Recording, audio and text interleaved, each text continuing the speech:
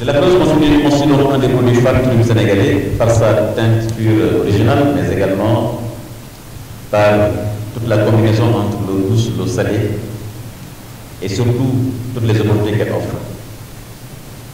C'est la raison pour laquelle il est absolument nécessaire de travailler la convergence, sinon l'harmonisation, des politiques de développement élaborées en faveur de cette zone névralgique par les différentes parties prenantes que sont les ministères du Tourisme et des Transports aériens, la DGPU, la mairie, le ministère de l'Environnement, etc.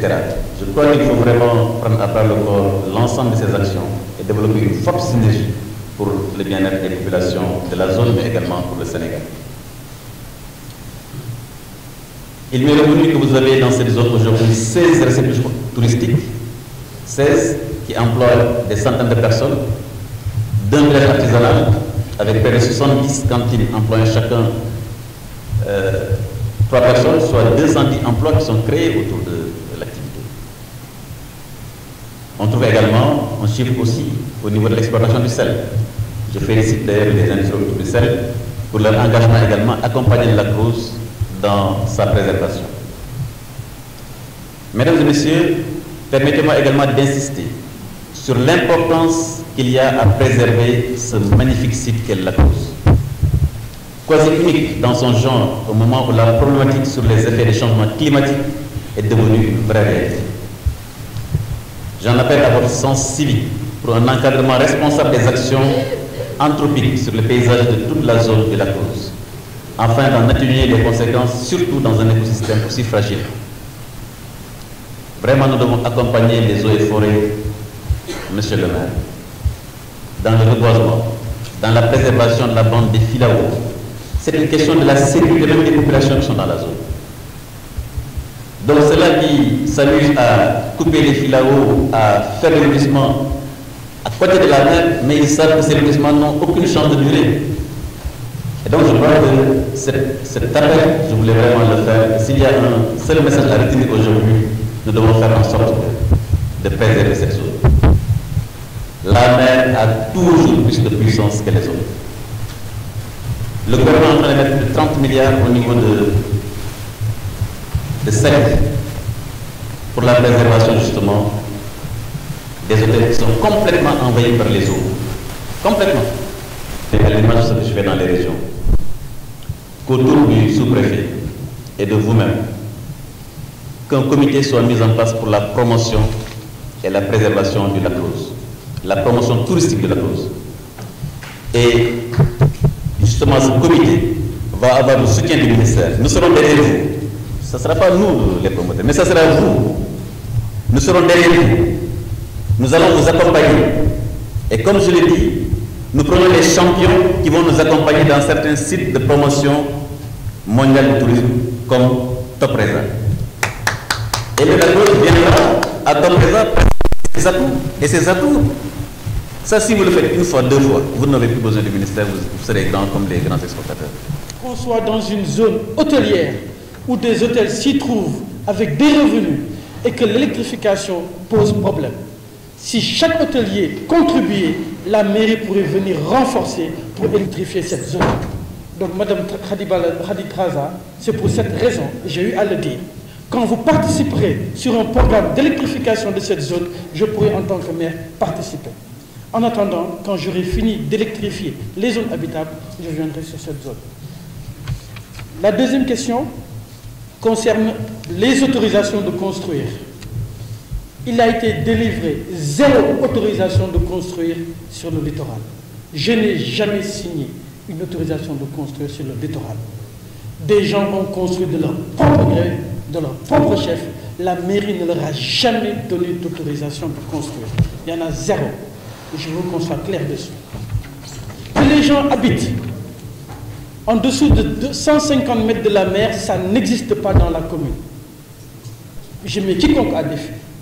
Il n'existe aucune maison à moins de 150 mètres de la commune entre la mer et la zone dunaire.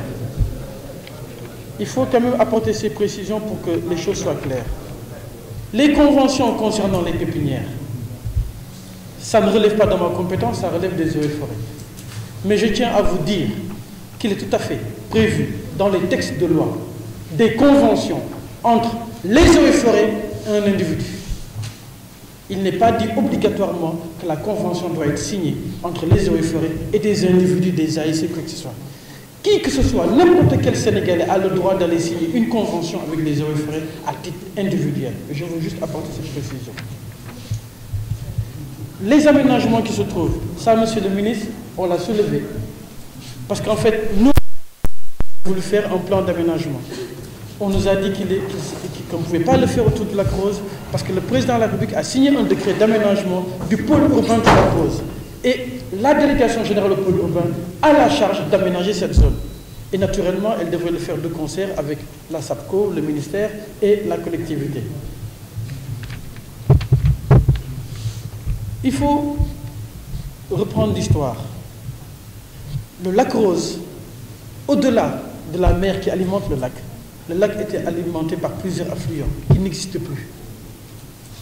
À titre d'exemple, dans mon propre périmètre agricole, il y avait un affluent qui débitait plus de 3000 m3 heure. Ça fait 11 ans, 0 goutte.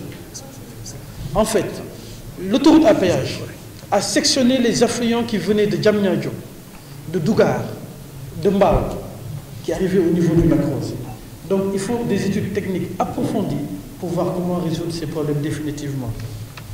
Ce qui est important, monsieur le ministre, mooy li ñu dal fii li ñu metti ñun ñoo ko mën a régler naka mooy ñu xool suñu biir suñu doxalin naka lañ ko gën a mën a organiser ànd ak ministère li may ñaan ministère bu ko ministère mënee mooy ñu wutal ñu ay quad yuy def patrouille parce que problème bi tax ay jëy yu bëri di am ñi ko war a surveiller mënuñu am accès ci zone yooyu donc tey bu ñu équipé woon ay quad dañuy mën a am ay patrouilles yoo xam ne dañuy mën a tourner tout le temps autour du lac pour que képp koo xamante ne si am nga comportement boo waroon am ñu mën la signaler à la gendarmerie wala à la police touristique pour que ñu mën a intervenir d'urgence.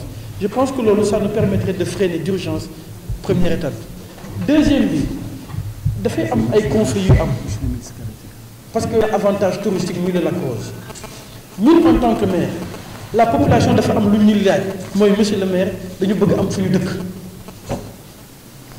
Le ministère ak acteurs yi nekk ci tourisme seen préoccupation mooy comment développer le tourisme donc il faut que ñun ñëpp ñu mun toog autour des villages qui sont autour du lac ñu waxtaan ensemble naka la ñu mën a résoudre les problèmes inacceptables nangu naa ne que c'est inacceptable que nit yi di tabax n'importe comment des fois am na ay zones yu may gis ñuy tabax man en tant que maire ñaaw na au moment bi ma toog fii nii présentement le commandant de brigade mi ngi ni toog le préfet mi ngi ni toog li mu leen njëkk a ñaan mooy ay nit yu wax te amuñu droit tabax pour ñu dem ñu arrêté leen fi mu toog nii on m'a dit nekk gendarmerie dem na arrêté leen ci la ñu dëkk bis bu nekk mais loolu yëpp pour que ñu mën ko faciliter il faut ñu mën am des moyens pour que ñu mën a organiser ces